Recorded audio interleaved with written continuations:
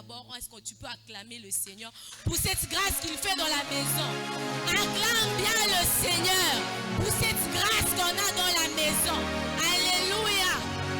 Alléluia. Et ce soir, celui qui va nous partager ce que le Seigneur nous a réservé ce soir. Alléluia. Pendant qu'il sera en train de s'avancer, j'aimerais que tu te lèves et que tu acclames fortement le Seigneur pour la gloire de Dieu de voir son serviteur monter. Lève-toi et acclame le Seigneur.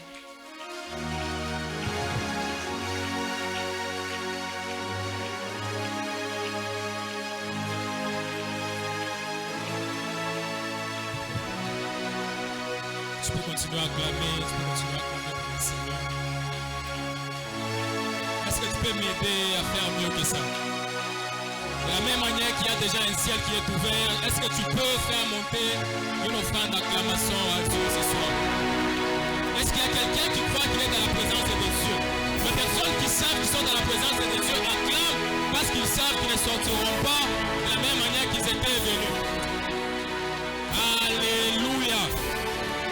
Que l'Éternel et Dieu nous bénisse abondamment. Je disais que Dieu te bénisse abondamment. C'est ton amen qui n'est pas encore arrivé. J'étais en train de dire que Dieu te bénisse abondamment. La manière dont tu me donnes la main, c'est comme si je te disais quelque chose qui t'énerve. J'étais en train de dire que Dieu te bénisse abondamment. Est-ce que depuis le matin, on t'a déjà béni? C'est possible qu'une parole qui est en train de sortir ici puisse changer beaucoup de choses dans ta vie. Tu es en train de dire que l'Éternel et Dieu te bénisse abondamment. Vous savez ce que j'aime avec la bénédiction de l'Éternel? Lorsqu'elle te touche, il y a des choses qui commencent à changer radicalement. Je suis en train de prier l'Éternel. De la même manière que son ciel est déjà ouvert ce soir en ces lieux, qu'il puisse te bénir abondamment. De la même manière que tu es béni dans sa présence, que l'Éternel et Dieu te donne les acquis de sa présence au nom de Jésus. S'il y a une chose que j'aime, c'est David qui est en train de dire, s'il y a une chose que je désire ardemment, c'est que je demeure toute ma vie dans la présence de Dieu. Parce que David savait que dans la présence de Dieu, il y a des bénéfices. Et ce soir, ta venue en ces lieux n'est pas une venue vaine. Tu es venu rencontrer le Seigneur. Alléluia. Est-ce que tu peux m'aider à acclamer une fois de plus? Amen. Que Dieu nous bénisse énormément. Je suis très heureux d'être là ce soir. Je ressens une forte joie dans mon esprit, je ne sais pas pourquoi. Mais une chose est sûre, c'est qu'avant qu'on termine, on saura les pourquoi. Parce que l'une des choses qui témoigne de la présence de Dieu, c'est la joie. Ça prouve que Dieu est au milieu de nous. Alléluia. Avant d'aller très loin, j'aimerais bénir l'Éternel pour cette grâce qui nous a faite d'être encore une fois de plus au milieu, surtout devant son peuple. C'est une grâce aussi, une responsabilité. Je bénis Dieu pour cela. Et je ne peux pas non plus aller très loin sans bénir quelqu'un qui m'est vraiment trop cher. Mon Père. Est-ce que là où il est, il peut s'élever et nous allons juste joindre les deux mains et bénir l'Éternel pour sa vie? Est-ce que tu peux m'aider à bénir? Alléluia. Que Dieu te bénisse. Que Dieu te bénisse aussi pour ta présence. Parce qu'on ne pouvait pas parler aux chaises. On ne devait que parler aux hommes. Je bénis aussi l'Éternel pour la vie de mon président, qui m'a choisi pour que je puisse être celui qui va apporter la parole ce soir. Je dis merci pour tout ce qu'il a à faire pour nous tous. Nous sommes à Congex, pour ceux qui ne le savent pas. S'il y a un moment que j'attends, c'est de descendre au niveau de la chair, parce que la pression de Congex, elle est tellement très immense. Mais je suis en train de croire que le Seigneur Dieu nous fera énormément du bien. Qui a été là hier? Hier, on a été énormément bénis. Hier, on a été énormément bénis. Je bénis le Seigneur pour la vie de son serviteur. Je dis merci pour tous les hommes de Dieu qui sont là ce soir. Merci pour votre présence. Oh, j'ai oublié de saluer maman. Est-ce qu'on peut acclamer pour la vie de maman, s'il vous plaît? Nous vous aimons énormément. Alléluia. Je me rappelle toujours quand j'étais encore à l'université, on était dans l'auditoire, le professeur nous a dit, vous voyez, lorsque vous allez rentrer à la maison, allez-y dire à vos mères que maman mina kupenda. Et il y avait un élève qui s'est levé qui dit au prof, moi je ne peux pas dire à ma mère que maman mina kupenda parce que papa n'est là jaloux ça. Mais nous avons pris le risque de dire à maman que nous vous aimons énormément et nous prions que Dieu vous garde pour lui et pour nous. Nous allons continuer avec le thème qui nous a réunis, conquérir les territoires pour Christ. Et le sous-thème qui m'a été donné, c'est conquérir les familles pour Christ. Qui croit que ce soir nous allons conquérir nos familles? Ce soir, je suis en train de te rassurer. Tu ne sortiras pas d'ici avec des choses qui ne marchent pas. S'il y avait des histoires qui ne marchaient pas dans ta famille, tu vas conquérir ta famille au nom de Jésus. C'est ton amen qui n'est pas vraiment très excellent. Est-ce qu'il y a quelqu'un qui croit qu'on est dans la maison des excellents ce soir? C'est en train de dire que ce soir, nous allons parler sous les sous-thèmes conquérir les familles pour Christ. Avant d'aller très loin, j'aimerais que nous puissions lire 3 tests. Ça sera vraiment très long. Je vous prie de nous supporter. Le premier test est Genèse chapitre 15, du 1er au 13e verset. Le deuxième test, c'est le test que nous connaissons, que nous répétons chaque fois, Matthieu 28, le 19e verset. Et le troisième test, nous allons prendre Josué chapitre 8, du 1er au 2e verset.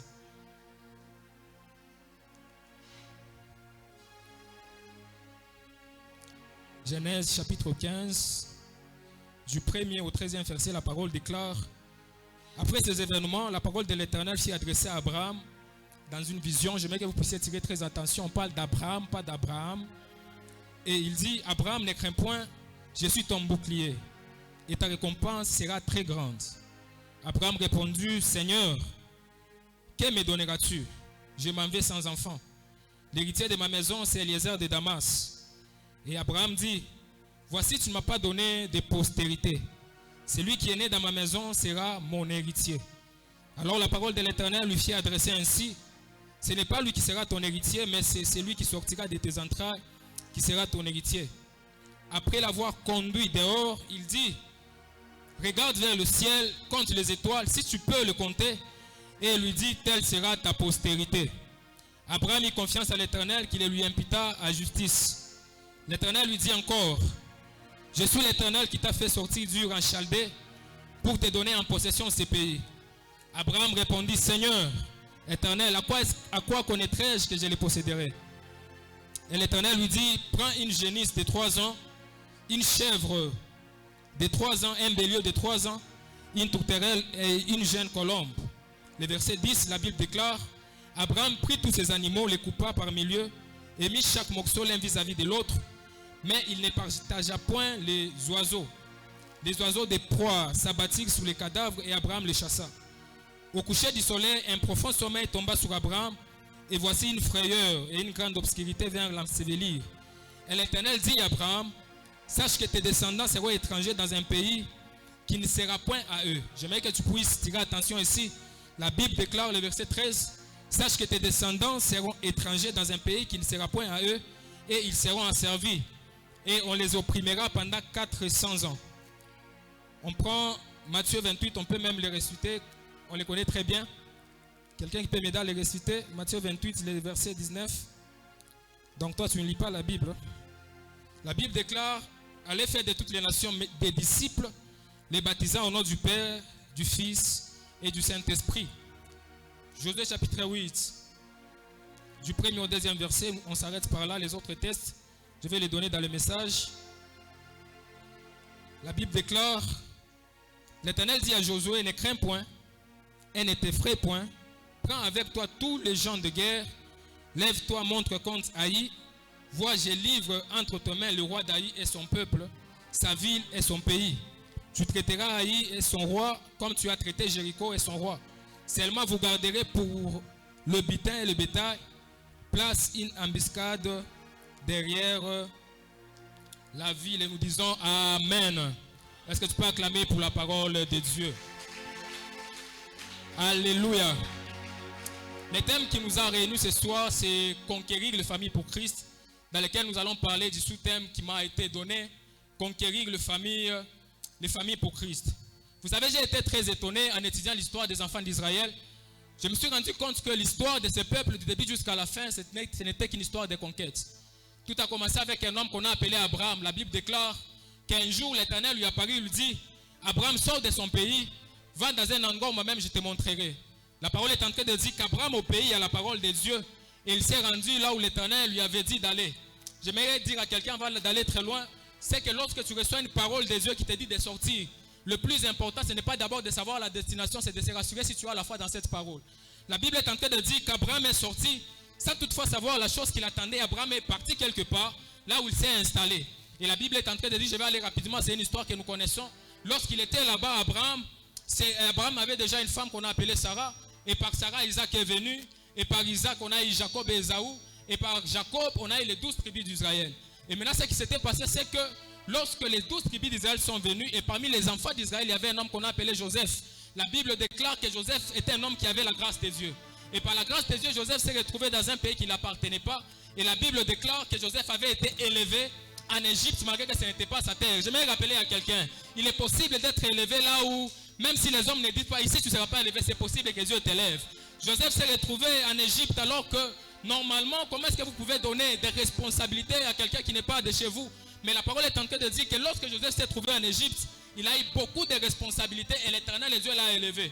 C'est ainsi que lorsque l'Éternel, Dieu l'a élevé, à l'époque, il y avait une famine qui était sous les pays d'Israël. La parole est en train de dire que lorsque la famine a été là, les frères de Joseph l'ont suivi parce que Joseph était quelqu'un d'élevé.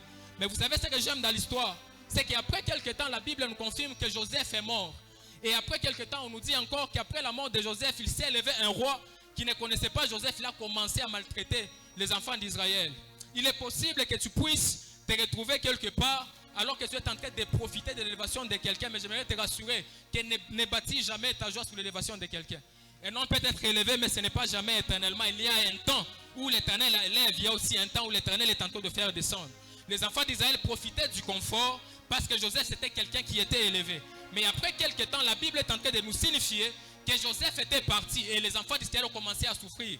C'est ainsi qu'ils sont passés beaucoup de temps en train de passer par des moments vraiment de l'esclavage. C'est ainsi que ce peuple-là s'est retrouvé en Israël. Et lorsqu'ils étaient en Égypte, voulais-je dire, et lorsqu'ils sont rentrés en Égypte, la Bible déclare que l'Éternel, c'était le temps où il devait normalement les amener là où il avait prévu pour eux. L'Éternel, c'était le temps où il devait les amener dans un pays, comme la Bible est en train de le souligner, un pays où le lait et le miel. La parole est en train de dire que lorsque le temps était en train d'arriver, il a suscité un homme qu'on a appelé Moïse. Et lorsque Moïse s'est levé, Moïse a conquis les enfants d'Israël dans la main de Pharaon.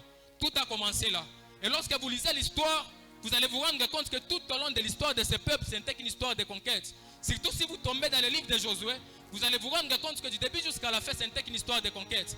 Josué chapitre 1 du 1er au 9e verset, on nous parle de l'appel de Josué. La Bible déclare que Josué c'était un serviteur de Moïse. Et pendant qu'il servait Moïse, après la mort de Moïse, la Bible est en train de dire qu'il devait normalement avoir quelqu'un qui devait conduire le peuple. La parole est en train de dire, vu que lui, il avait appris de celui qui conduisait, l'Éternel l'a bâti. J'aimerais rappeler à quelqu'un, il n'y a pas d'élévation sans préparation. C'est que de la même manière que Josué s'est retrouvé à la terre, c'est pas c'est quelqu'un qui apprenait. Et la parole est en train de dire, pendant que Josué a commencé à conduire le peuple d'Israël, devant Josué, il y avait des villes qu'il devait conquérir. Et avant d'aller dans la prochaine ville qui était Jéricho, la Bible est en train de dire, je suis dans Josué chapitre 2, du 1er jusqu'au 24e verset, la parole est en train de dire que Josué a envoyé des espions à Jéricho. Et lorsque les espions sont arrivés à Jéricho, la Bible déclare que la femme qu'on a trouvée, qu'on a appelée Tamar, qui était une prostituée, il les a dit, juste par votre venue, nous avons déjà ressenti la peur, même si vous n'êtes pas encore là. Je suis en train de prier que l'Éternel Dieu puisse faire de toi, qu'il puisse tellement oindre ta présence au point lorsque tu commenceras à marcher, que tes ennemis aient la peur avant que même tu ne sois là. La Bible est en train de dire, avant qu'il ne puisse être là, la ville était déjà en train d'avoir la peur. Et lorsque nous quittons Josué chapitre 2, on entre dans Josué chapitre 3 du 1er au 17e verset, on nous parle de la traversée du Jourdain. C'est qu'avant que Josué ne puisse entrer dans Jéricho, il y avait une mer qui était là. Et la parole est en train de dire que c'était un obstacle. Et Josué, vu qu'il avait l'Éternel, la Bible est en train de dire que Dieu lui a donné une stratégie pour que cette mer-là puisse se déchirer. En réalité, si vous comparez ces miracles-là au miracle de la mer rouge, c'est presque la même chose. J'aimerais rappeler à quelqu'un, c'est que Dieu a déjà fait, il fait facilement le refaire. De la même manière qu'il avait déchiré la mer rouge, c'est la même manière qu'il a aussi déchiré le Jourdain.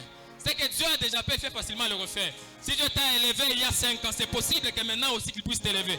Si Dieu t'a donné des biens il y a 10 ans, ce soir c'est possible que l'Éternel et Dieu puisse encore le faire parce que ce que Dieu a déjà fait, il peut facilement le refaire.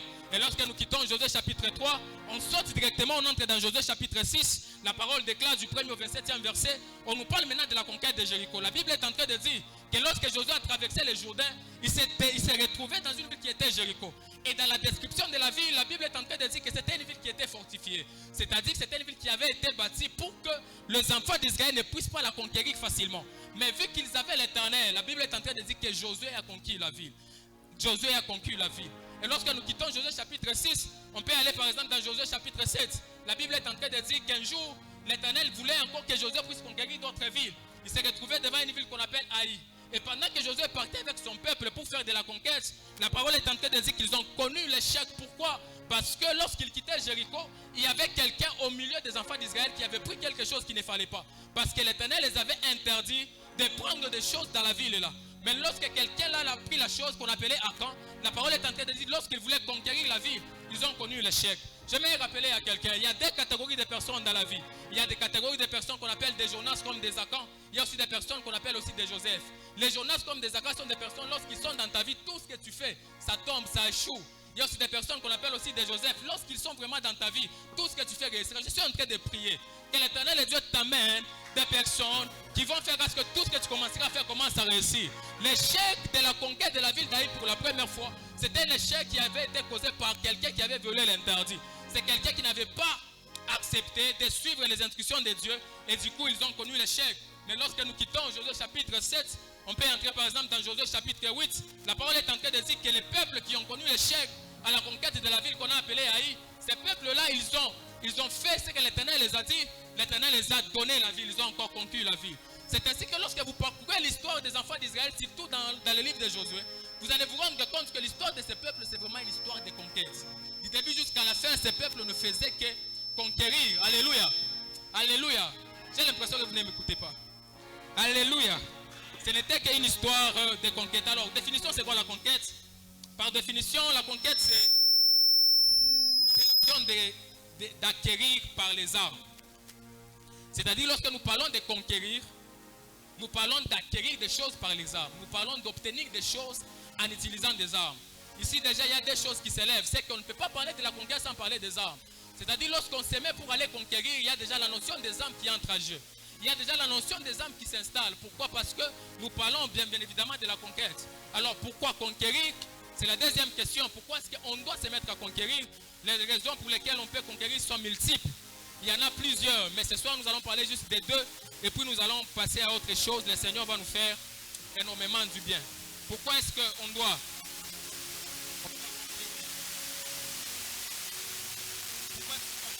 La première raison, c'est que on veut conquérir parce qu'on peut vouloir conquérir pour chercher à récupérer quelque chose qui nous appartenait. C'est-à-dire, tu avais quelque chose qu'on t'a pris, tu avais quelque chose qui t'appartenait, et pour la récupérer, tu te dis, je vais aller conquérir. Je vais aller reprendre la chose qui était à moi.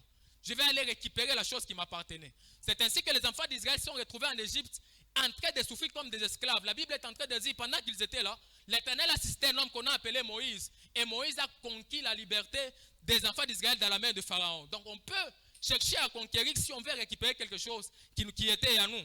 Deuxièmement, pourquoi conquérir? On peut chercher à conquérir lorsque on veut s'imposer. Dis avec moi, s'imposer. On peut chercher à conquérir lorsque nous voulons nous imposer. Matthieu 7,7 dit quelque chose que j'aime beaucoup. C'est un passage que nous lisons et que nous répétons à chaque fois. La Bible déclare, demandez. La Bible ne dit pas ça. La Bible dit, demandez, l'on vous donnera. Alléluia. La Bible déclare, demandez, l'on vous donnera. Cherchez, vous trouverez. Et frappez, l'on vous ouvrira. Lorsque vous analysez ces textes, vous allez vous rendre compte que dans toutes les trois lignes, on est en train de nous parler de la manière dont on peut recevoir les choses. La première manière, on nous dit qu'on peut recevoir les choses en demandant. C'est-à-dire, lorsque j'ai besoin d'avoir quelque chose, je peux demander à quelqu'un, quelqu'un peut me donner la chose. Et la deuxième manière, on nous dit, pour recevoir aussi, on peut aussi chercher, et si aussi on peut trouver, on peut aussi avoir la chose. La troisième manière, on nous dit, on peut frapper, et si on peut obtenir la chose. Dans toutes les trois manières, vous allez vous rendre compte que c'est la deuxième manière qui est un peu particulière par rapport aux autres. La première manière, on nous dit, lorsque vous voulez avoir quelque chose, demandez. C'est-à-dire, la chose à obtenir dépend de la volonté de celui qui l'a. C'est-à-dire, lorsqu'il dit je ne te donne pas, c'est-à-dire je n'aurai pas. Et la deuxième manière, c'est la manière de chercher. Mais ça on va toucher après. Et la troisième manière, c'est la manière de frapper. C'est-à-dire, lorsque je suis devant une porte, je dois toquer pour que quelqu'un m'ouvre. Et là aussi, pour que la porte s'ouvre, ça dépend de la volonté de quelqu'un qui est à l'intérieur. C'est-à-dire, si la personne nous dit que je n'ouvre pas, la porte ne va pas s'ouvrir. Mais la troisième manière que j'aime beaucoup, on nous dit cherchez et vous trouverez. Lorsque nous parlons de la conquête, on n'est pas dans la dimension de demander. Lorsque nous parlons de la conquête, on est dans la dimension de chercher. C'est-à-dire, dans la conquête, la chose que nous obtenons ne dépend pas de celui qui l'a. La chose que nous cherchons à avoir ne dépend pas de celui qui l'a, mais dépend de notre volonté à l'avoir. Est-ce que tu peux me donner un amen? Ça dépend de notre volonté à l'avoir. C'est ainsi que lorsque vous analysez par exemple l'histoire des enfants d'Israël, lorsqu'ils ont tenté de chercher à conquérir la ville comme Jéricho, la Bible est en train de dire que lorsqu'ils partaient pour conquérir la ville, il y avait des habitants dans cette ville-là. La parole déclare que malgré qu'il y avait des habitants, ils ont tellement conquis la ville, ils se sont imposés. Bien-aimés frères et sœurs, il y a des choses que tu recevras que lorsque tu apprendras à t'imposer. Il y a des choses que tu auras que lorsque tu vas avoir le courage de t'imposer. La Bible est en train de dire dans Luc 10, la parole déclare que je vous ai donné le pouvoir de marcher sur les serpents et sur les scorpions. C'est toute la puissance de l'ennemi et rien ne pourra vous nuire. En réalité, lorsque vous analysez ce texte, on nous parle tout simplement de l'imposition. C'est-à-dire lorsque je fais marcher sur les scorpions, sa volonté ne m'importe pas. Qu'il ne veuille ou pas, moi je vais les piétiner. C'est ça qu'on parle de l'imposition. Deuxièmement, on peut chercher à conquérir lorsque on veut s'imposer. Alléluia. Et troisièmement, comment conquérir? Je vais gagner en temps. Comment conquérir? Comment conquérir? Sur les comment conquérir, lorsque nous posons la question comment on cherche le moyen par lequel on veut faire la chose, n'est-ce pas? Dans Luc, je pense, le premier chapitre, le verset 34, l'ange qui apparaît à Marie, il lui dit: Marie, tu as trouvé grâce aux yeux de Dieu. Tu auras un enfant, tu es une femme qui était gracieuse, tu auras tout ce que la Bible a dit là. Mais ce que j'aime, c'est que Marie, après avoir écouté la révélation, elle dit à l'ange: comment cela se fera-t-il? Parce que pour Marie, c'était une femme qui était vierge. Comment est-ce que ça devait se faire? C'est la question que nous allons aborder. Comment est-ce qu'on doit conquérir? Sur les comment, il y a trois vérités que j'aimerais que nous puissions partager. La première vérité, c'est que lorsqu'on veut conquérir physiquement, on doit d'abord au préalable conquérir spirituellement. C'est-à-dire qu'il n'y a pas de conquête physique sans qu'il y ait au préalable une conquête qui est spirituelle. Les personnes qui inversent généralement la règle sont des personnes qui passent beaucoup de temps, qui transpirent beaucoup. Parce que la norme nous dit, pour essayer de conquérir physiquement, ou soit chercher à avoir des choses matérielles, on doit d'abord nous rassurer à les avoir spirituellement. C'est ainsi que lorsque nous entrons dans le livre de Genèse, pendant qu'on nous parle de la création, la Bible est en train de dire que Dieu a émis le désir de créer l'homme. La parole déclare, le verset 26, que faisons l'homme à notre image pour qu'il domine, pour qu'il fasse tout ce que la Bible a mentionné là-bas. Et vous allez vous rendre compte que avant qu'Adam ne soit, Adam a été créé d'abord dans Genèse chapitre 1. C'est-à-dire l'Éternel l'a créé. Mais ce qui attire beaucoup plus mon attention, vous allez vous rendre compte que la bénédiction, la richesse, la domination, tout ce que l'Éternel a cité, Abraham les avait avant qu'il ne puisse être une âme vivante. C'est-à-dire pour Adam les avait avant qu'il ne puisse être une âme vivante. C'est-à-dire avant qu'on entre dans Genèse chapitre 2 où Dieu devait lui former un corps, Adam avait déjà tout ce qui était nécessaire pour qu'il puisse vivre. C'est-à-dire lorsque tu veux avoir des choses, ou soit conquérir des choses matériellement, tu dois d'abord te rassurer si est-ce que tu les as physiquement. La Bible est en train de dire, pendant qu'Adam est devenu une âme vivante, Adam avait tout le nécessaire. Pas lorsqu'il est devenu, pas lorsqu'il est entré dans le corps, mais lorsqu'il n'était qu'un souffle. Alléluia. Alléluia. C'est ainsi que beaucoup de personnes passent beaucoup de temps à chercher les choses au lieu d'abord de rentrer à la source. Alléluia.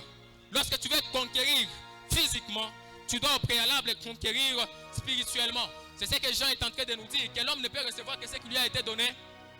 C'est-à-dire, lorsque tu veux avoir des choses physiquement, tu dois d'abord normalement les rechercher spirituellement. Une chose que tu n'as pas appris à avoir spirituellement, il te sera très difficile de l'avoir spirituellement et physiquement. C'est ainsi que beaucoup de personnes sont en train de perdre le temps parce que normalement c'était des choses qu'ils devaient aller chercher d'abord dans la spiritualité avant de venir les chercher physiquement. C'est ainsi que même les enfants ne sont pas physiques, les enfants sont d'abord spirituels. C'est ainsi que lorsque tu pries pour ta maternité, ce n'est pas d'abord la peine d'aller chercher un mari. Rentre d'abord les chercher d'abord dans la spiritualité. Vous savez, lorsque l'Éternel Dieu a commencé à créer, la Bible déclare que le premier homme qui avait été formé s'appelle Adam. C'est-à-dire l'Éternel l'a formé, lui a donné un corps. Et la deuxième personne qui a vécu sur la terre s'appelle Ève, n'est-ce pas? Et Ève avait été tirée d'Adam. Et la Bible déclare, à la fin de la création, l'Éternel Dieu se reposa. C'est-à-dire, mais lorsque vous rentrez dans les versets, dans le chapitre 1, la Bible est en train de dire multipliez-vous. En réalité, l'Éternel, il avait pris l'algorithme de la formation du corps, il a mis ça dans le ventre de la femme. C'est-à-dire, lorsque l'Éternel Dieu s'est reposé, il savait que la femme devait avoir la responsabilité de créer le corps. La femme devait avoir la responsabilité de créer un corps. C'est ainsi que lorsque l'Éternel est en train de parler à Jérémie, il lui dit, avant que tu ne sois formé dans le ventre, je t'avais déjà connu, il avait d'abord connu un esprit. C'est-à-dire les choses que tu devais avoir physiquement, tu dois d'abord les conquérir spirituellement. Alléluia. Alléluia. Les choses que tu cherches physiquement, cherche d'abord à les avoir spirituellement. C'est ainsi qu'un homme comme Jacob et Ésaü se sont retrouvés dans un combat où même eux tous ne maîtrisaient pas les enjeux. C'est qu'Ésaü ne comprenait pas comment est-ce qu'on les battait. Jacob aussi ne comprenait pas comment est-ce qu'il avait la victoire. C'est qu'en réalité, lorsque nous rentrons dans Genèse chapitre 23, la Bible est en train de parler à la mère. Il dit, il y a des nations dans ton ventre, mais le plus petit va dominer sur les plus grands. C'est ce qui a fait à chaque fois que Jacob se battait avec son frère, il avait toujours la victoire. Parce que cette victoire, ce n'était pas la victoire qu'il avait lors du combat, c'était une victoire qu'il avait déjà. C'était une victoire qu'il avait déjà acquis il y a très longtemps. Alléluia. Alléluia. Alors que lui ici se battait, mon droit d'aînesse, l'autre ici, il avait déjà quelque chose il y a très longtemps. Et tu ne te rends pas compte que tu as beaucoup transpiré. Tu ne te rends pas compte que tu as beaucoup tourné en rond. Parfois, c'est parce que tout simplement tu n'as pas respecté les principes. Les principes disent, le spirituel est d'abord et le physique. Est-ce que je peux acclamer pour le Seigneur? Alléluia. Les spirituels d'abord, les physiques après. C'est ainsi que les enfants d'Israël aussi, ils se sont retrouvés en Égypte. Mais en réalité, non, je passe. En réalité, les enfants d'Israël se sont retrouvés, ils sont en Égypte en train de vivre comme esclaves. La Bible est en train de dire qu'on a élevé un homme qu'on a appelé Moïse. Et lorsque Moïse s'est élevé, la Bible est en train de dire que Dieu a donné le pouvoir, l'autorité à Moïse pour aller conquérir ses peuples. Et en réalité, lorsque vous analysez la conquête des enfants d'Israël en Égypte, ce n'était pas une conquête qui était faite sur place. C'était une conquête depuis longtemps. Parce que lorsque nous rentrons dans Genèse chapitre 15, la Bible est en train de dire, c'est Dieu qui est en train de parler à Abraham, que tes descendants se retrouveront dans un pays qui n'est pas, et moi l'Éternel, je viendrai les délivrer, je punirai la nation qui va les asservir. C'est-à-dire, lorsque les Égyptiens se battaient, ils se battaient en échec. Alléluia. Pendant qu'ils combattaient, c'était déjà l'échec. Tu n'as pas l'impression que tu as beaucoup tourné. Parfois, c'est parce que tu cherches d'abord le matériel avant de chercher. Cherche d'abord le spirituel et le matériel viendra. Alléluia. Cherche d'abord le spirituel et le matériel viendra. Je parle très rapidement, on doit finir. La deuxième vérité, c'est que la conquête exige une préparation. C'est-à-dire, lorsqu'on veut aller conquérir, on doit se préparer. Dis avec moi la préparation. On ne part pas à la conquête comme si on partait au marché. On ne part pas à la conquête comme si on est là en regardant maman mouiller au coin. Non, non. On part pour aller à la conquête, on doit d'abord se préparer. Dis avec moi la préparation. La conquête exige de la préparation parce qu'il y a des affrontements, il y aura toujours des échanges. Et lorsque tu pars sur un champ de combat sans être préparé, tu auras beaucoup de coups. C'est ainsi qu'il y a beaucoup de personnes qui sont en train de vouloir conquérir certains territoires alors qu'ils ne sont pas préparés. Beaucoup de personnes sont en train de mourir. La conquête exige de la préparation. La Bible est en train de dire que lorsque les enfants d'Israël étaient en Égypte, la parole est en train de dire qu'ils étaient en train de souffrir. Mais lorsque le temps était arrivé, la parole est en train de dire que l'Éternel n'a pas envoyé un Adam, un homme déjà tout fait. L'Éternel a pris un homme qu'on a appelé Moïse. Il est né d'abord un bébé. C'est-à-dire lorsque Moïse était un bébé, il y avait tout d'un sauveur en lui. Mais l'Éternel n'avait pas déjà envoyé sur les champs parce que ce n'était pas encore le temps, c'était d'abord le temps de la préparation.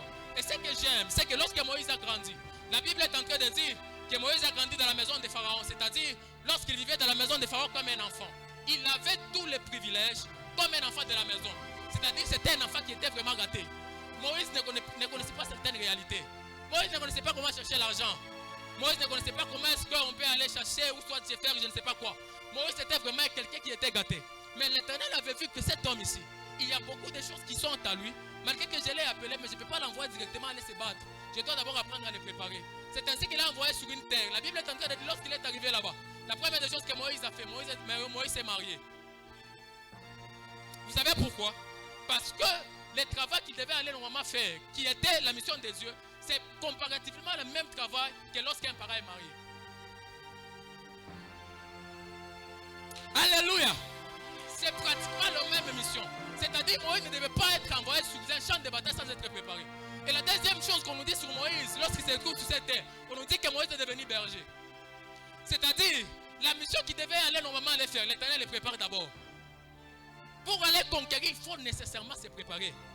On ne peut pas vouloir aller conquérir sans être préparé. C'est ainsi qu'il y a beaucoup de personnes en train de chercher de conquérir par exemple un emploi. Beaucoup ne sont pas préparés. Regarde d'abord la manière dont tu fais ton CV là. Est-ce que tu te rends compte qu'il y a beaucoup de difficultés? Regarde la manière d'abord que tu parles ton français. On cherche des gens qui parlent anglais. Au lieu de chercher mais comment est-ce que tu dois apprendre l'anglais, toi c'est seulement TikTok. Lorsque ce sera le temps où tu dois commencer à chercher, ou soit à entrer dans cette chose, tu auras beaucoup de difficultés parce que tu n'as pas été préparé au préalable. Alléluia. La conquête exige de la préparation. Alléluia. Même Jésus sur la terre, avant qu'il ne commence sa mission, Jésus s'est préparé. Jésus a eu un ministère de 3 ans. Ok? Alors qu'il a fait 33 ans. J'aimerais dire à quelqu'un, la qualité de tes résultats dépend de la qualité de ta préparation. Celui qui se prépare mal aura toujours de mauvais résultats. C'est ainsi que beaucoup de personnes sont en train de subir de l'échec parce qu'ils ne sont pas préparés. Alléluia. La conquête exige de la préparation. Est-ce que tu peux acclamer pour le Seigneur? Et la deuxième des choses, la quatrième des choses déjà, la troisième des choses, c'est qu'il n'y a pas de conquête. On ne peut pas parler de conquête sans parler des armes. Ok? C'est que lorsque nous invoquons la notion de conquête, on doit nécessairement parler des armes. On ne peut pas invoquer la conquête sans parler des armes. On ne peut pas dire qu'on parle à la conquête sans parler des armes. On ne parle pas à la conquête comme si on partait au marché, je le répète. Mais lorsque nous partons à la conquête, on part récupérer les choses. On ne parle pas comme c'est comme si on est en train d'aller rendre visite à quelqu'un. La conquête exige des armes. Alléluia. La conquête exige des armes. La conquête exige des armes. Et chaque territoire à conquérir a un certain nombre d'armes spécifiques. C'est-à-dire que chaque territoire a ses propres armes pour les conquérir. Tous les territoires ne sont pas conquéris par les mêmes armes. Il y a des conquérants qui ont des armes bien spécifiques. C'est ce que Moïse n'avait pas compris dans nombre. La Bible est en train de dire que Dieu est en train de dire à Moïse que le peuple ici a besoin de l'eau. Parle au rocher. Mais Moïse, vu qu'il n'avait pas compris que pendant cette période-là, pour conquérir la chose-là, pour l'avoir, pour avoir de l'eau, il ne fallait pas frapper, il fallait parler. Beaucoup de personnes sont en train de donner des coups dans le vide parce que généralement la majorité se trompe des armes à utiliser. Alléluia. On va prendre quelques armes et puis nous allons passer rapidement. La première arme, là, une arme et une arme. Bref, l'arme première, voilà, c'est la prière. Alléluia. La prière, c'est une arme qui peut nous permettre d'avoir des choses. Ok? Lorsqu'on veut avoir certaines choses, la prière peut nous donner certaines choses. La prière peut te donner d'ailleurs beaucoup de choses. Tu dois apprendre à prier. Lorsque tu as besoin de quelque chose, tu dois apprendre à fléchir tes genoux. Tu dois apprendre à vraiment élever ta voix parce que la prière, c'est une arme aussi qui te permettra de conquérir. La Bible est en train de dire qu'il y avait une femme qu'on appelait Anne. Je suis dans 1 Samuel. La parole est en train de dire qu'Anne n'avait pas d'enfant. Mais Anne s'est retrouvée dans une situation où la seule arme qui devait normalement utiliser pendant cette période-là, c'était la prière pour avoir un enfant. La parole est en train de dire qu'Anne est partie dans la présence de Dieu et Anne a commencé à prier et l'Éternel Dieu l'a répondu. La prière, c'est une arme qui peut te permettre d'avoir certaines choses. Est-ce que tu peux dire à ton voisin, apprends à prier? Il a dit quoi après? Est-ce qu'il prie? Le deuxième arme, c'est la patience. Ça paraît contradictoire, mais la patience, c'est une arme très puissante, mais qui ne fait pas beaucoup de bruit. La patience nous permet d'avoir des choses, mais ça ne fait pas beaucoup de bruit. Tous les territoires ne sont pas à conquérir avec la force. Il y a des territoires que tu auras que lorsque tu apprendras à patienter. Vous savez, il y a des personnes, des femmes particulièrement, qui devaient normalement être mariées à des ministres actuellement parce qu'elles n'ont pas été patientes là-bas. Aujourd'hui, sont en train de souffrir. Tu vois, à l'époque, quand tu l'avais croisé, il ne sentait pas bon. Il n'était pas même pas frais. Il n'avait pas les Gucci, les choses. Il ne faisait même pas 1m80, un peu des abdos, il n'avait pas ça. Mais lorsque toi, tu regardais, mais lui, il y avait un ministre, tu ne savais pas, tu n'as pas appris à patienter. La patience, c'est un homme qui peut te donner beaucoup de choses. Alléluia. Parmi les âmes qui peuvent te donner à conquérir certains territoires, il y a la patience. Dis à ton ami, apprends à être patient. Apprends à être patient. Lorsque tu apprendras à être patient, tu entreras à... Tu vas posséder beaucoup de choses. Alléluia. Est-ce que vous savez que Isaac n'est pas le fruit d'une prière? Isaac, c'est le fruit d'une patience. La première fois qu'on nous parle d'Isaac, pendant qu'Abraham est en train de le mentionner dans la Bible est en train de dire, Alléluia. La première fois qu'Abraham nous fait rapport de sa stérilité, Abraham n'a pas prié, mais Abraham s'est plaint. Il dit à Dieu, qu'est-ce que tu vas me donner? Je suis en train de partir sans enfant, d'ailleurs j'ai déjà vieilli. Et d'ailleurs ce qui est grave, c'est qu'Abraham se présente devant Dieu, il avait déjà une solution. Dis à ton ami, ne fais jamais cette erreur. Il dit à Dieu, je suis en train de grandir, et la personne qui va être l'héritier, c'est Eliezer de Damas. Et lorsque vous lisez l'histoire, vous allez vous rendre compte qu'Abraham n'a pas prié pour avoir Isaac. Et toutes les fois que l'ange lui apparaissait pour lui dire qu'Abraham, toi, tu vas enfanter un fils par ta femme, Abraham était en train même de se moquer. D'ailleurs, particulièrement sa femme. Elle riait. Mais lorsqu'Isaac est venu, Abraham n'a pas prié. Isaac est venu parce que Isaac ne devait pas être eu par la prière, mais par la patience. Alléluia. Dis à ton ami, apprends à patienter. Lorsque tu apprends à patienter, il y a des choses que tu auras.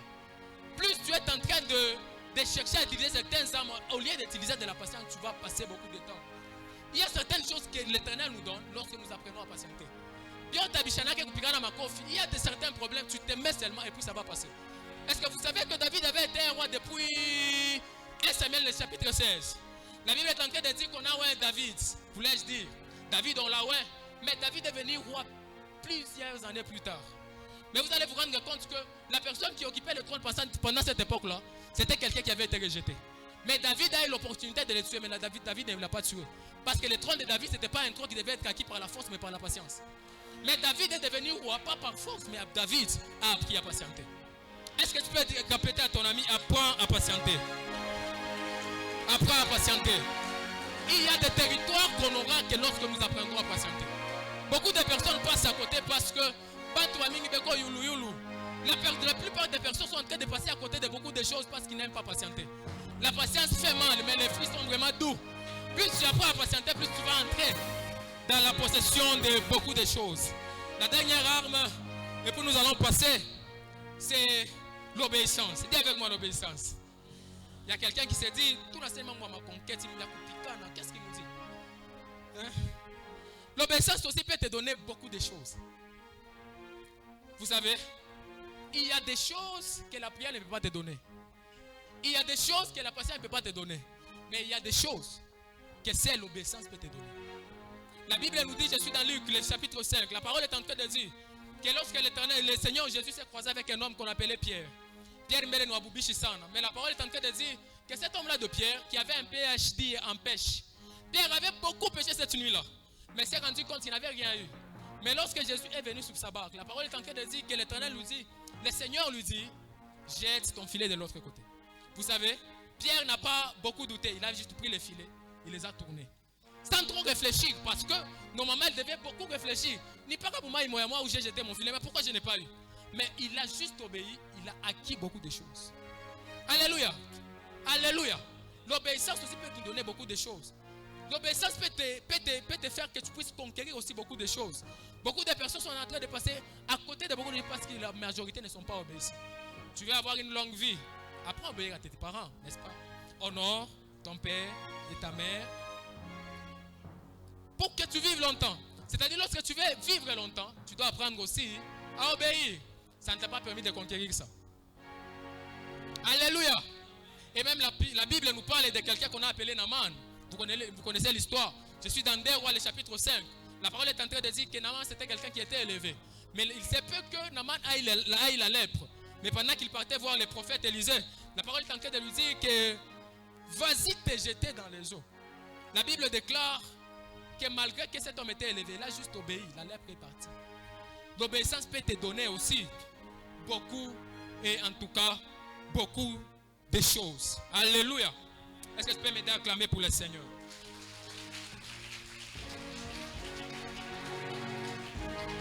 Alléluia. Parlons maintenant de la famille. Je suis déjà en train de chuter parce qu'on doit prier. Parlons maintenant de la famille. Je me rends compte à l'école, avec beaucoup de définitions. Hein. C'est quoi la famille? Hein? La famille, par définition, la famille, c'est l'ensemble formé par les parents et leurs enfants. C'est-à-dire, il y a un papa, il y a les enfants. Ça forme ce qu'on appelle une famille. Et aussi, la famille peut s'étendre. On peut parler de la famille des personnes avec qui on a juste des liens de sang. Il y a des cousins, des cousines, des oncles qui entrent aussi. Mais bizarrement, il y a beaucoup de personnes qui considèrent le frère, ils disent que mes frères, ce sont que des personnes avec qui je suis né dans le ventre de ma mère. Même tes cousins, ce sont des frères.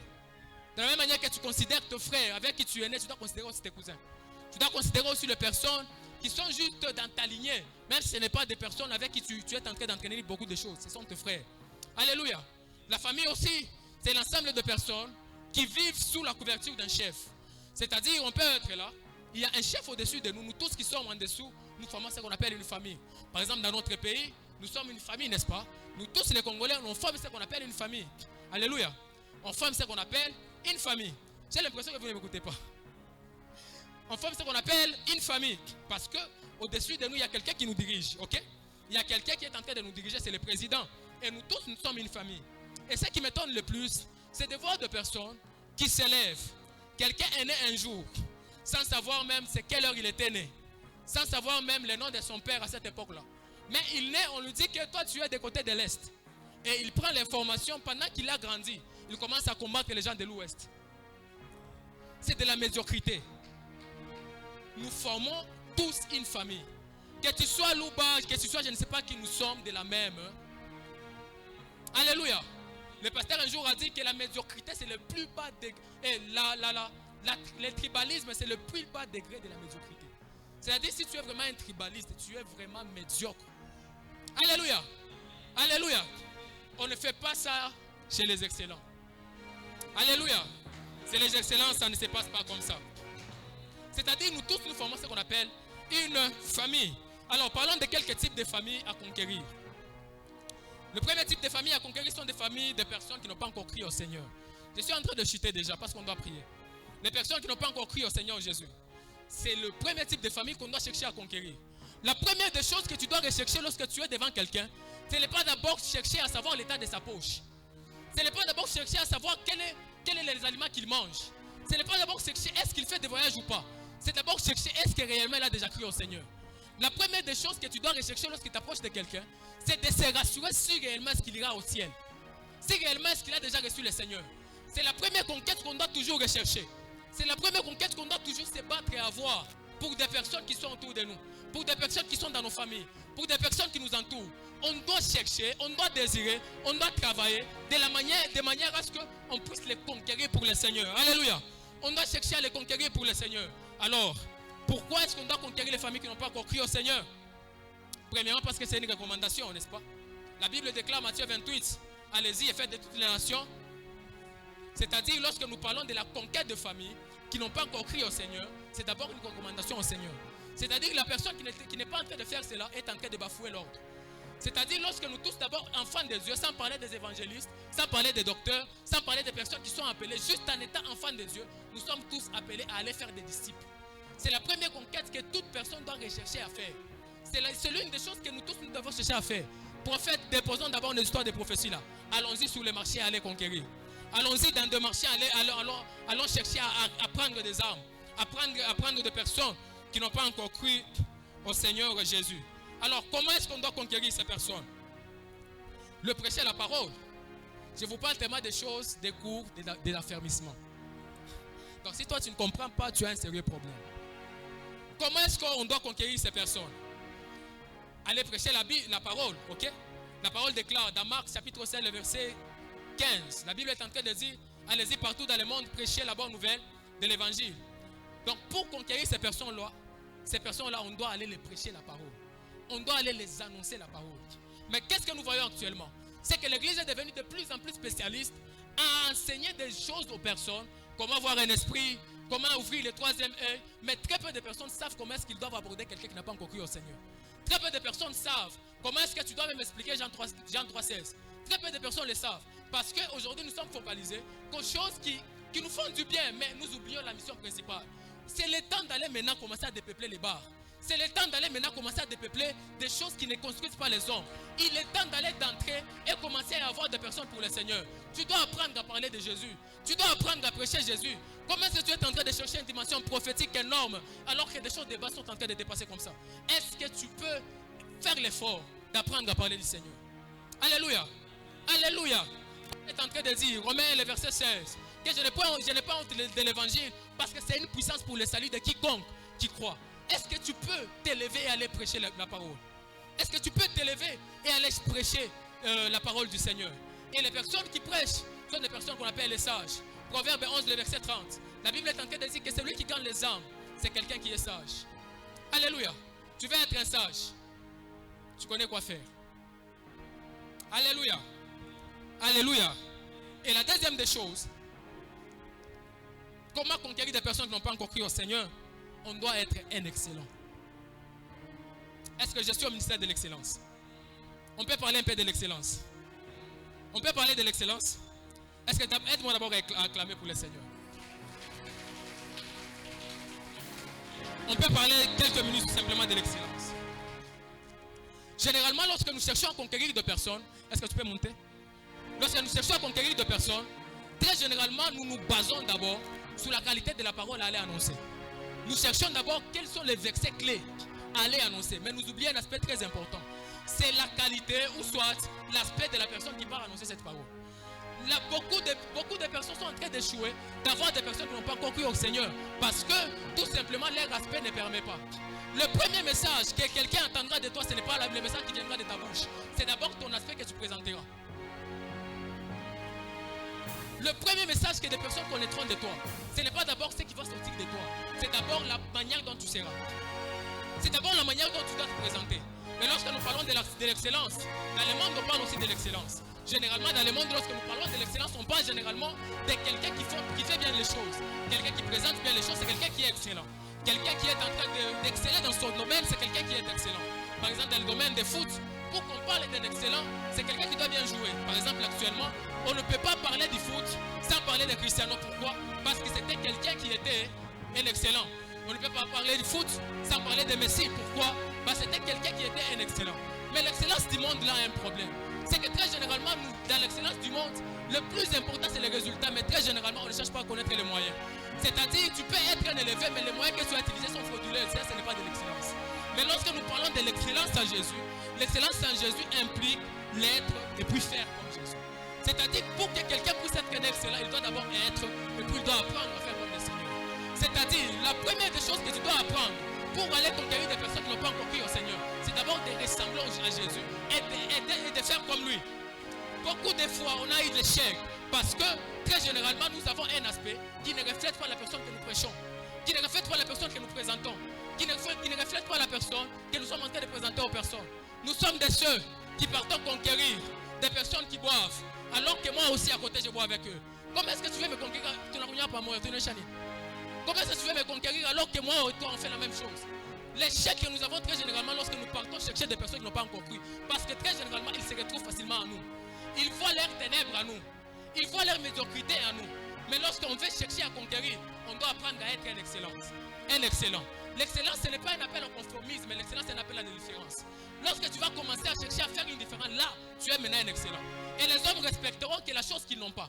Plus tu as quelque chose que les autres ont, plus ça sera difficile que tu puisses les avoir. Toi-même, tu es là, en train de chercher de parler de Jésus.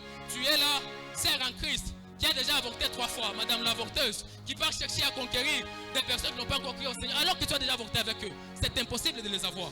Plus tu es en train de chercher à entrer sur le terrain de la conquête des personnes qui n'ont pas encore cru, ton image doit être soignée. Ta qualité de vie doit être soignée.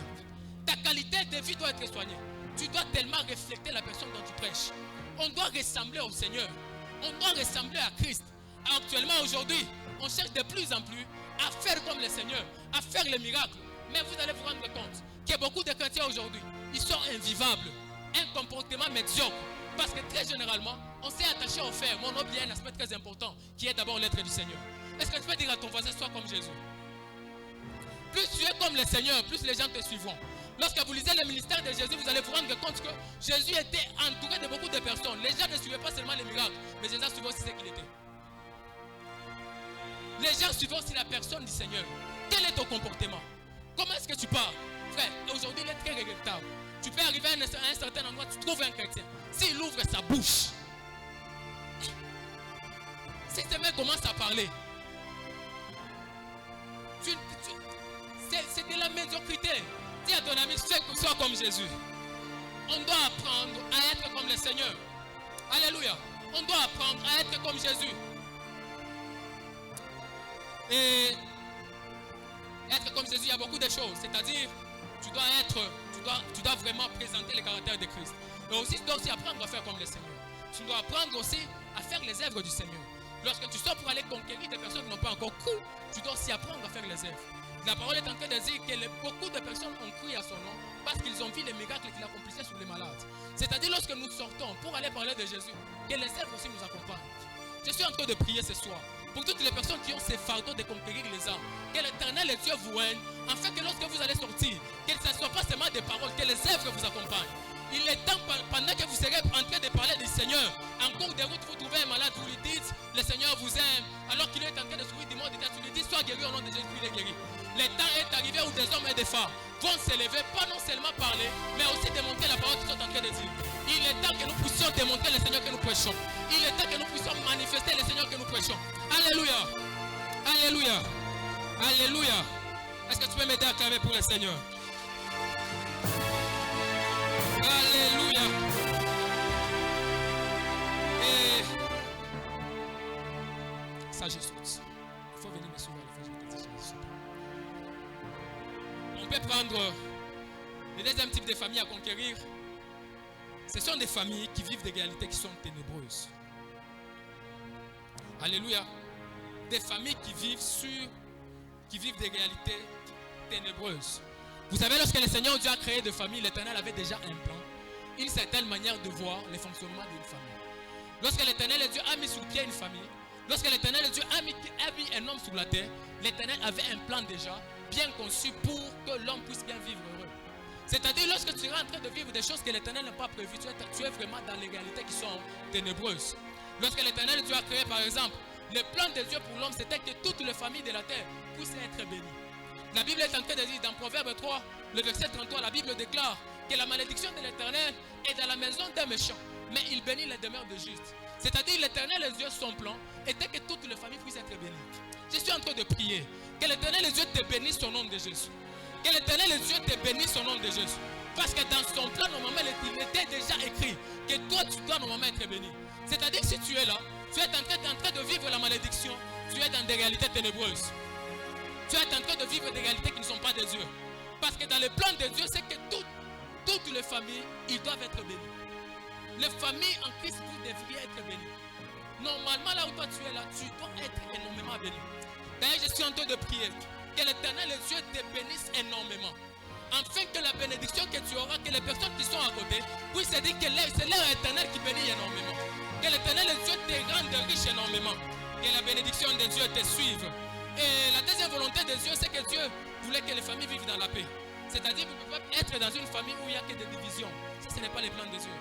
Lorsque l'Éternel Dieu a créé des familles, les familles doivent vivre dans la paix. Vous devriez vivre dans la paix. Aujourd'hui, il y a des personnes qui sont dans des familles. Le grand frère ne parle pas au petit frère. Le petit frère ne parle pas à son oncle. Surtout les oncles paternels. Les oncles paternels ne parlent pas aux enfants de la tante. Ce sont des divisions. Dans le plan de Dieu, c'était que nous tous, on devait vivre dans la paix et dans l'unité. Et lorsque nous sommes en train de vivre des divisions, nous sommes vraiment dans des réalités ténébreuses. Et beaucoup de gens sont en train de passer par ces genres de choses-là. Ils sont en train de vivre beaucoup de divisions. Sachez que lorsque vous voyez ces genres de choses se passer, le diable n'est pas là, il est au coin. Parce que le plan de Dieu, c'était que vous puissiez vivre unis et dans la paix. Dans Ésaïe, le verset d'Ésaïe chapitre 32, la Bible déclare que je veux que mon peuple va demeurer dans des lieux paisibles, dans des lieux de paix, dans des lieux de tranquillité. Je suis en train de prier ce soir pour toutes les personnes qui vivent dans des tourments, dans des familles où il n'y a pas la paix, que l'Éternel Dieu restaure la paix au nom de Jésus. C'est-à-dire en quittant ces lieux, tu vas transporter la paix que tu vas amener chez toi. Si ton père ne parlait pas à ta mère, par ta sortie ici, tu vas amener une paix que même elle ne comprendra pas au nom de Jésus. Je suis en train de prier que l'Éternel Dieu puisse faire à ce que là où il n'y avait pas la paix, que l'Éternel Dieu puisse imposer la paix au nom d'eux. Dans les plans de Dieu, c'était comme ça. Alléluia. Et aussi, la deuxième volonté, c'est que Dieu voulait que les familles se multiplient. Frère, la stérilité n'est pas de Dieu. Alléluia. Dieu veut que les hommes se multiplient. Dieu n'a pas créé la femme pour qu'elle entre au couvent. Dieu a créé la femme pour qu'elle soit la mère. Et lorsqu'il y a la stérilité, frère, ça ne vient pas de Dieu. Le plan de Dieu était que la femme puisse donner des enfants. Je suis en train d'abord de prier. De la même manière que le ciel est déjà ouvert, que l'Éternel Dieu puisse toucher toutes les personnes qui sont en train de traverser des moments de stérilité. Si tu as des problèmes d'avoir des enfants, à la sortie de cette congète ici, tu seras mère au nom de Jésus. C'est ton amen qui n'est pas arrivé. Tu peux même dire amen pour ta tante qui n'a pas d'enfant là. J'étais en train de dire ce soir que l'Éternel Dieu puisse tellement te toucher afin que la multiplication s'attache à toi au nom de Jésus. Alléluia. Alléluia. Je sens que ça commence à venir. L'atmosphère est en train de s'installer. Alléluia. Alléluia. C'est que Dieu veut que les familles se multiplient. Dans le plan de Dieu, il fallait que la femme puisse avoir des enfants. Alléluia. Donc lorsqu'il n'y a pas d'enfants, vous êtes dans des réalités. Alléluia. Alléluia. Je vous demande trop d'alléluia. Est-ce que les gens qui sont là peuvent me donner un amen? Amen. Et le deuxième type de famille à conquérir, ce sont des familles qui subissent certaines lois démoniaques de famille. Alléluia. Des personnes qui passent en train de subir des lois de famille. La Bible nous dit que lorsque Moïse est né, la parole est en train de dire que Moïse est né dans une période où il y avait une loi qui était en train de peser. Et vous savez pourquoi est-ce que Moïse a été atteint? Moïse n'a pas été atteint parce qu'il était d'abord un bébé. Moïse a été atteint parce que d'abord c'était un hébreu. C'est-à-dire que tous les enfants des hébreux devaient normalement être tués. C'est-à-dire que lorsque Moïse est né, les pharaons s'est levé pour dire on doit tuer tous les enfants des hébreux afin que ce peuple ne se multiplie pas. Mais en réalité, lorsque vous analysez l'histoire, ce n'était pas vraiment une raison très valable. Parce que lorsque on pouvait arrêter la multiplication de ces peuples, on devait carrément les tuer. Mais pourquoi est-ce que les pharaons ont dit on doit maintenant tuer tous les premiers-nés? C'est parce que les plans qui étaient là au fond, ce n'était pas de tuer les premiers-nés afin que le peuple ne se multiplie pas. C'était de tuer quelqu'un qui était en train de venir. Et la personne qui venait, c'était Moïse. Et les pharaons connaissaient que lorsque cet homme viendra, il aura faire beaucoup de choses. C'est ainsi que, même lorsque le Seigneur Jésus, avant de venir, les mages ont vu son histoire. Pharaon, qui était un homme de l'esprit, il avait déjà vu qu'il y a quelqu'un qui est en train de venir. Pour que je puisse masterer ces choses, je dois dire, pour que ces gens ne se multiplient pas, on doit tuer les enfants. Mais en réalité, ce n'était pas l'enfant là qu'on devait tuer. C'était un sauveur, quelqu'un, un libérateur qu'on devait éliminer. Alléluia.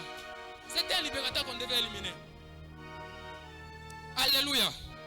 C'était un libérateur qu'on devait éliminer. Moïse s'est retrouvé sous la loi parce que c'était un hébreu. Le fait juste d'être un hébreu voulait-je dire, il s'est retrouvé sous une loi qui voulait mettre fin à sa vie, qui voulait l'éliminer, qui voulait faire à ce que Moïse puisse se retrouver en train de mourir juste comme ça. Quelqu'un qui n'a rien fait. Et beaucoup d'hommes, beaucoup de femmes sont en train de subir certaines choses alors qu'eux-mêmes n'étaient même pas là. Il y a des choses qui t'arrivent, tu ne connais comment est-ce que ça a commencé, comment est-ce que ça avait été déclenché, mais tu te retrouves en train de les subir. Il y a certaines lois, certaines choses qui avaient été dites. Et ce soir, nous allons conquérir nos familles de ça. Ce soir, nous allons tirer nos familles de toutes ces choses. Et la parole est en train de dire que lorsque Moïse s'est retrouvé sous cette loi, l'Éternel, les Dieu l'a préservé. Je suis en train de prier.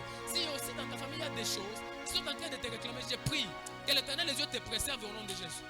Que l'Éternel, les Dieu te garde au nom de Jésus. Maintenant, le problème se trouve où? C'est que très généralement, nous les chrétiens, on a une certaine manière de comprendre le salut. Parce que il y a des gens qui disent que lorsque nous sommes sauvés, nous sommes devenus une nouvelle personne, n'est-ce pas?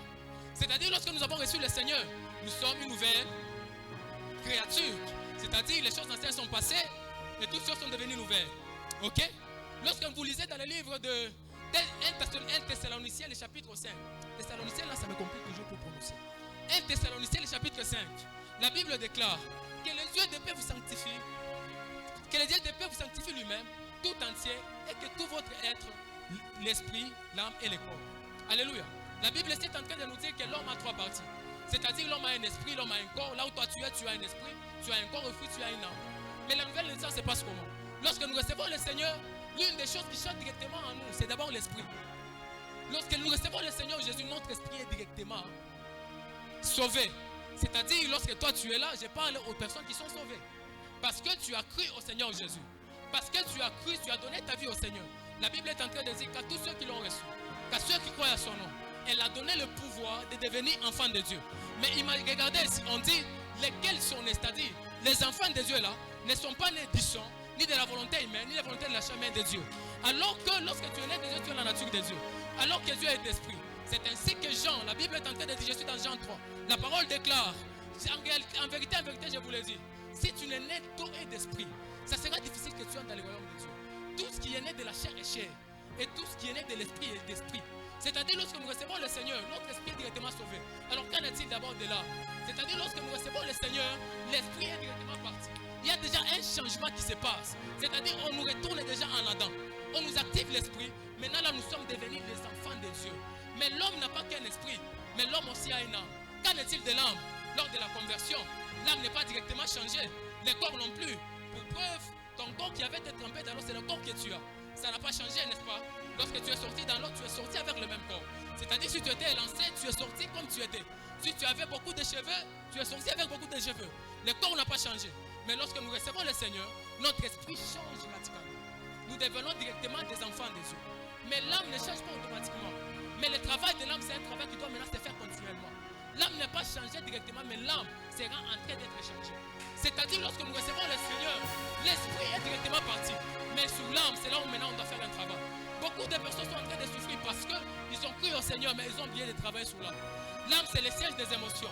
L'âme, c'est le siège de tout ce qui est comme les ressentis.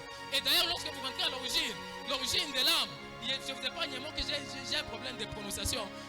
Il y a un mot là, mais lorsque vous le lisez, ça correspond directement à la psychologie. C'est-à-dire pour tout ce qui est comme des ressentis, c'est là où nous parlons de l'âme. Il y a des sentiments dans l'âme, il y a la volonté dans l'âme, il y a les émotions dans l'âme, il y a tout ce qui est comme des ressentis, c'est au niveau de l'âme. Mais l'âme n'est pas directement changée comme l'esprit. C'est ainsi que dans Romains 12, la Bible déclare, ne vous conformez pas au siècle présent, mais soyez transformés par le renouvellement de l'intelligence, afin que vous discerniez quelle est la volonté de Dieu. C'est-à-dire, lorsque nous croyons au Seigneur, il y a un travail qui doit maintenant être fait. Ça se reste, c'est au niveau de l'âme. Pour notre corps, la Bible nous informe que lorsque ça sera à la fin du temps, notre corps sera changé, on aura des corps de gloire. Mais pour l'âme, il y a un travail à faire. Il y a beaucoup de choses à faire. Beaucoup de personnes sont en train de passer à côté de beaucoup de choses parce qu'ils ont oublié de travailler sur l'âme. L'âme, c'est le siège des émotions. Vous savez, celui qui donne accès à son âme, c'est quelqu'un qui va beaucoup se faire du mal parce que celui qui peut toucher à ton âme peut facilement te dérouter. Vous savez, lorsque le diable est venu dans le jardin pour essayer de faire chuter l'homme, il a regardé Adam. Adam, c'était quelqu'un qui était vraiment très élevé. Il a dit, chez cet homme, ce sera impossible de passer. Il est parti, c'est Ève. Alors que les femmes sont vraiment très faciles à aborder. La femme a accepté, elle a écouté le serpent. Mais vous savez, le but du diable, c'était d'avoir Adam. Mais le diable n'est pas directement passé par Adam. Mais le diable est passé par quelqu'un qui avait le pouvoir de contrôler l'âme d'Adam. Le problème, c'est qu'Adam était quelqu'un qui aimait Ève. Et lorsqu'on aime, on peut facilement contrôler l'âme de quelqu'un. Voilà pourquoi faites attention à qui vous donnez vos cœurs. Quelqu'un qui contrôle ton cœur peut facilement te dérouter. C'est ainsi qu'un Samson amoureux a facilement coupé ses cheveux.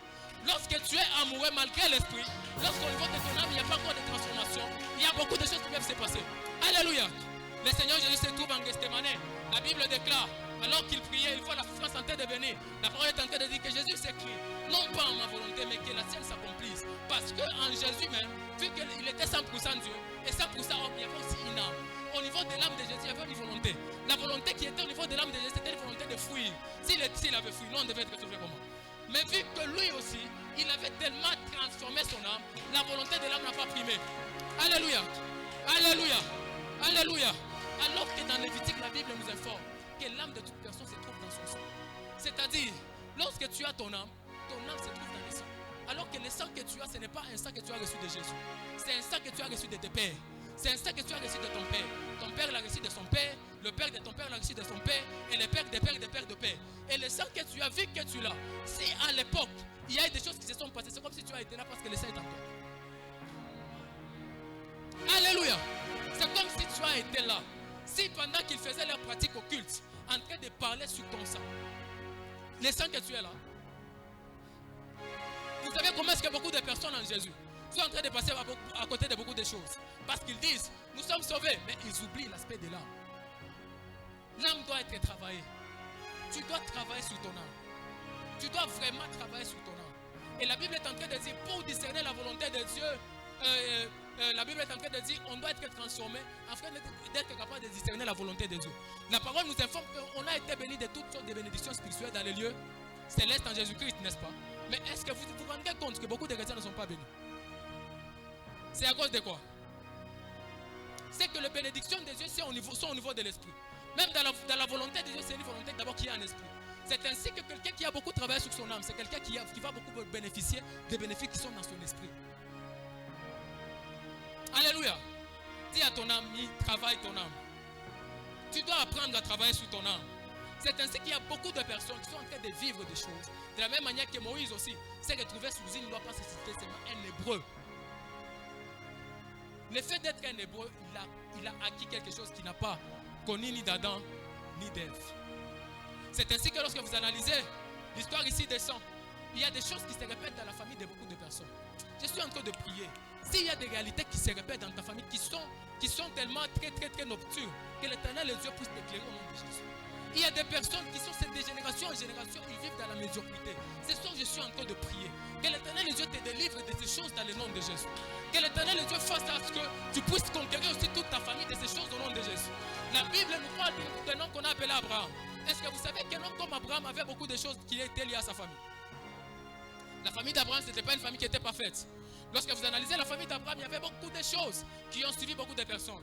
C'est que la première des choses qu'on nous informe, c'est qu'Abraham avait épousé une femme qui était stérile. Et lorsqu'Abraham a épousé une femme qui était stérile, après quelques temps, il s'est beaucoup bâti, l'Éternel lui a donné un fils. Et le fils là qu'on appelait Isaac. Isaac aussi, il a épousé une femme aussi qui était stérile. Et la Bible est en train de dire, après quelques temps, Isaac a eu des enfants. Et c'était maintenant le tour de Jacob. La Bible est en train de dire que Jacob aussi, il était entré, il a pris une femme qui était aussi stérile. C'était quelque chose qui était en train de suivre comme ça. C'est-à-dire, si le ciel était tombé, toi aussi tu es nécessairement tombé. Ce soir, je prie. S'il y a des personnes qui vivent d'égalité comme ça, que l'Éternel Dieu vous délivre au nom de Jésus. Mais comment est-ce qu'on arrive à avoir ce genre de personnes? C'est le combat qui est lié à l'âme. C'est le combat qui est lié au sang. C'est le combat qui est lié au sang. Le sang que nous avons, c'est un enregistreur des informations. C'est ainsi que pendant que Caïn avait tué Abel, la Bible déclare que le sang de ton frère crie de la terre jusqu'à moi. Parce que le sang enregistre des informations. C'est-à-dire lorsque, pendant que par exemple, je ne sais pas qui avait fait des histoires, avec le sang que toi tu as, il est possible que la réalité qu'il avait prononcée puisse t'atteindre facilement. Alléluia. Est-ce que tu peux dire avec moi, je suis délivré au nom de Jésus? Que l'Éternel et Dieu les fasse au nom de Jésus. C'est ainsi que la famille d'un homme comme Abraham avait connu beaucoup de choses. Ça ne s'est pas arrêté là, je peux vous donner quelque chose d'autre. Je peux avancer? Je peux avancer. C'est qu'Abraham, il n'y avait pas seulement la stérilité. Mais dans la famille d'Abraham, il y avait aussi quelque chose d'autre. C'est que tous les premiers-nés n'héritaient pas. Les combats des premiers-nés. Dans la famille d'Abraham, c'est que si tu es un premier-né, tu ne vas pas hériter. C'est ainsi qu'aussi, même maintenant, il y a des premiers-nés qui sont combattus. Parce que c'est quelque chose qui avait été dit depuis.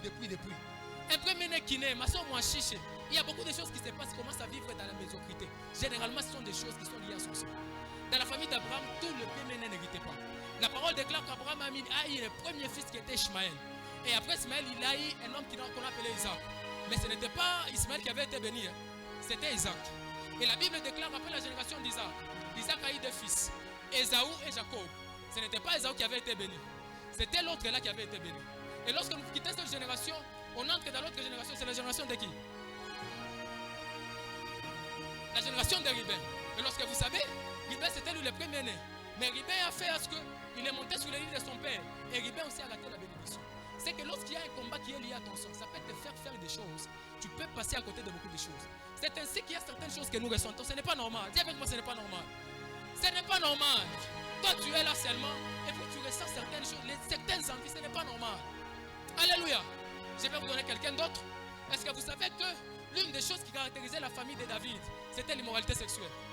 C'est que David, quand vous regardez sa vie et tous les descendants, ils étaient tous dans l'immoralité sexuelle. David, premièrement, a pris la femme d'Uri. Il a eu Salomon, n'est-ce pas? Et puis on nous parle de quelqu'un qu'on appelait Amnon, qui est aussi attaché à David. Il a couché avec sa soeur qui était Tamar. Et lorsqu'on parle de Salomon, qui était maintenant le roi de la forêt, il avait maintenant toutes les femmes. Maintenant, le problème là de Salomon vient d'où? Le problème de David plutôt vient d'où?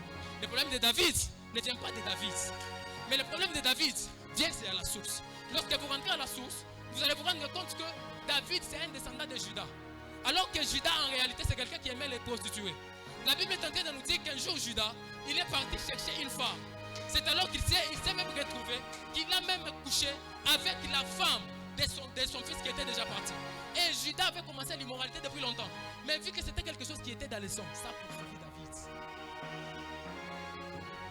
Alléluia.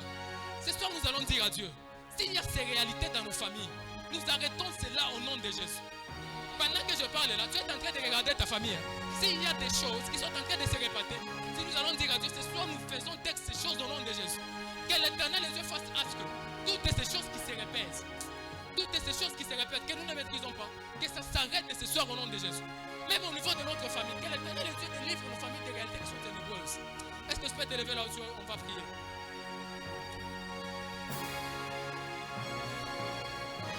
Est-ce que tu peux te lever, on va prier?